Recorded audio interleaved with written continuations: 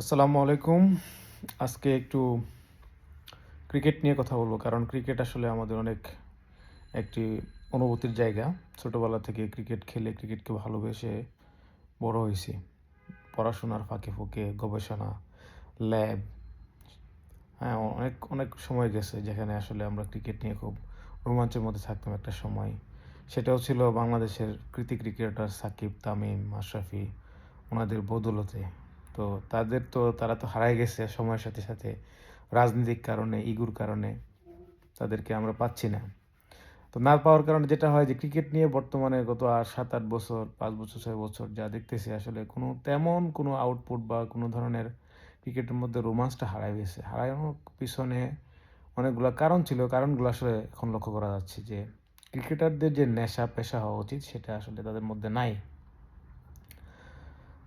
আসলে আমাদের ক্রিকেটের যে দুর্বল জায়গাটা আসলে এখানে পাওয়া গেছে যে ক্রিকেটারদের তাদের যে লক্ষ্য উদ্দেশ্য ক্রিকেট মনোনিবেশ করে সেখানে কঠোর পরিশ্রম করা, উন্নতি করা নিজের, সেটা আসলে হচ্ছে না। কারণ তাদের এখন বর্তমান সাময়িক যে সময়ে যেতে দেখতেছি আসলে এগুলা বিয়ন্ড দি ইমাজিনেশন। এখন তারা তাদের মূল লক্ষ্য থেকে টোটালি বের হয়ে গেছে। ক্রিকেট নিয়ে অন্য কিছুতে তারা মত্ত। আসলে বাংলাদেশে এই সময়ে যে ঘটনাটা ঘটে গেছে, বিপিএল খেলবে না। তারপর কোয়াব নামে একটি বইফোট প্রতিষ্ঠান একটা সবার লাইমলাইটে এখন আসছে। সেখানে তাদের দায়িত্বে আছে, তাদেরকেও ঠিকমতো মানুষ সবাই চিনে না, খেলোয়াড় হিসেবে চিনে না।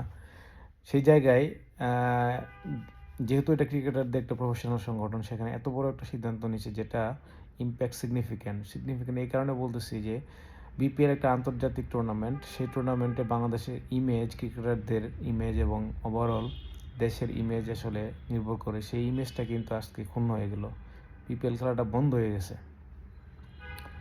তাদের যে ভাষার ল্যাঙ্গুয়েজ, তাদের যে আচরণ দেখলাম, এতে খুবই হতাশ হওয়ার মতো। মনে হচ্ছে যে মুস্তাফিজ বা এরকম অনেক প্লেয়ার আছে যারা মন খারাপ করে বসে আছিল। তাদেরকে ডেকে নিয়ে আসছে সিনিয়র বৃন্দ, যেগুলো জোর করে নিয়ে আসছে মনে হয়, বোঝা যাচ্ছে। জোর করে না নিয়ে আসুক, নিজেই গেছে, যেতেই পারে, তারা তাদের দাবি দেওয়া বলতে পারে। তাদের যদি তাদের কোনো অনাস্থা থাকে সেটা আলোচনার মাধ্যমে এবং সাংগঠনিক উপায়ে এবং সুপরিকল্পিত উপায়ে এটা দেশের ক্ষুণ্ণতা যাতে নষ্ট না হয় সেভাবেও করা উচিত ছিল, কিন্তু করে নাই। এখন যেটা মনে হলো যে অনেক সারা দেশে ফেসবুক দেখলে, অনলাইনে যদি বসি তাহলে ক্রিকেটারদের ধুয়ে দিতেছে। আমি নিজেও আমার মতো এরকম অনেক দর্শক, অনেক ক্রিকেট প্রেমী রয়েছে যারা এই ধরনের ব্যাপার নিয়ে আজকে খুবই উদ্বিগ্ন বা ব্যথিত। তো ক্রিকেটটাকে ডেলি সাজানোর জন্য কিছু একটা করতে হবে। সেটা হচ্ছে যে nothing happens until something moves. মানে জীবনে যদি কোনো কিছু চেঞ্জ করতে হয় তাহলে কিছু একটা মুভ করতে হয়, কোনো একটা অভ্যাস বদলাইতে হয়, কোনো একটা স্কিল বাড়াইতে হয়। তো আমাদের ক্রিকেটারদের বর্তমান যে অবস্থা আছে, যে টিম নিয়ে ক্রিকেট মানে যে সদস্যগুলা ক্রিকেট খেলে তাদের দেখে মনে হচ্ছে যে তাদের তারা আসলে ক্রিকেটের মধ্যে নাই, অন্য ধরনের কোনো কিছু একটা ঢুকে গেছে। দেশের স্বার্থের বিরোধী কোনো কাজ করা মানে হচ্ছে আপনি দেশদ্রোহী। আজকের এই সিদ্ধান্তে আমি খুবই ক্ষুব্ধ হয়েছি এবং আমার কাছে মনে হয়েছে যে ক্রিকেটাররা আসলে তারা একটা এজেন্ডার মাধ্যমে ঢুকে গেছে। আন্তর্জাতিক কোনো একটা ষড়যন্ত্র থাকতে পারে। আমাদের পার্শ্ববর্তী দেশ ইন্ডিয়া, তারা তো আমাদের ক্রিকেট নিয়ে অনেক রাখে। তো তাদের মধ্যে তো বিশাল একটা কানেকশন রয়েছে। আমাদের ক্রিকেটের অনেক সদস্য রয়েছে যাদের সাথে ধর্ম সম্পর্ক। সো তাদের মাধ্যমে একটা আম একটা প্রফেশনাল একটা বিদ্রোহ, এরকম একটা কিছু করা মানে হচ্ছে আমাদের ক্রিকেটটাকে ছোট করা, দেশকে ছোট করা। তো এই কাজটা করার কারণে আমি খুবই ব্যথিত এবং আমি মনে করি এই দেশদ্রোহী কাজের জন্য তাদের বিরুদ্ধে একটা পদক্ষেপ নেওয়া উচিত। যদি তারা আজকে তো খেলেই নাই, তার মানে আমাদের যা সম্মান যা রয়েছে চলে গেছে। এখন এটা তো আর উদ্ধার করা যাবে না। যেটা করতে হবে, নাজমুল সাহেব যদি মানে অন্যায় করে থাকে তার বিরুদ্ধে ফার্স্ট অফ অল কোনো ধরনের একটা ব্যবস্থা তো নিতে হবে। যে কোনো জিনিসই সেটা আপনারা জানেন যে স্বৈরাচারী কোনো ধরনের কোনো কিছু থাকলে সেটা কিন্তু টিকে না। তো উনি কোনো রং করে থাকে, উনারই ওটা টিকবে না।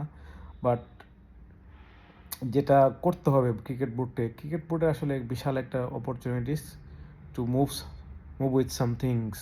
দ্যাট মিনস আমাদের এই ক্রিকেটারগুলোকে নিয়ে আমাদের নতুন করে চিন্তা ভাবনা করতে হবে। এই ধরনের ক্রিকেটার যারা দেশের বিরুদ্ধে অবস্থান করে, ক্রিকেট বোর্ডের বিরুদ্ধে অবস্থান করে, তারা দেশদ্রোহী। এই দেশদ্রোহী ক্রিকেটারদেরকে আসলে পরিহার করতে হবে, পরিহার করা উচিত। স্ট্রেট অ্যাওয়ে তাদেরকে ক্রিকেট বোর্ড থেকে একটি নিয়মতান্ত্রিক উপায়ে তাদেরকে ছেঁটে ফেলতে হবে। আমি মনে করি দেশপ্রেম এবং বিনয় এবং ক্রিকেট বোর্ডের প্রতি অগাধ আস্থা রয়েছে এ ধরনের প্লেয়ার খুঁজে বের করতে হবে। বিশেষ করে আন্ডার-19 যে টিমটা রয়েছে তারা তো এগুলো চিন্তা করে নাই, তারা কিন্তু ওয়ার্ল্ড কাপ নিয়ে আসছে।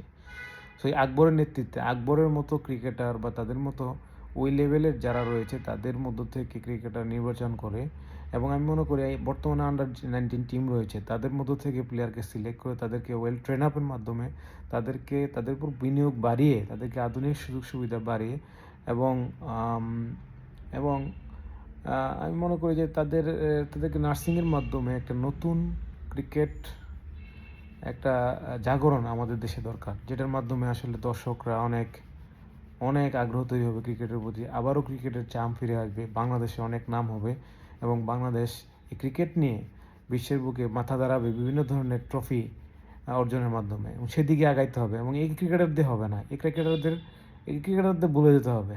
আদারওয়াইজ আমাদের বাংলাদেশের ক্রিকেটের কিন্তু সামনে অশনি সংকেত।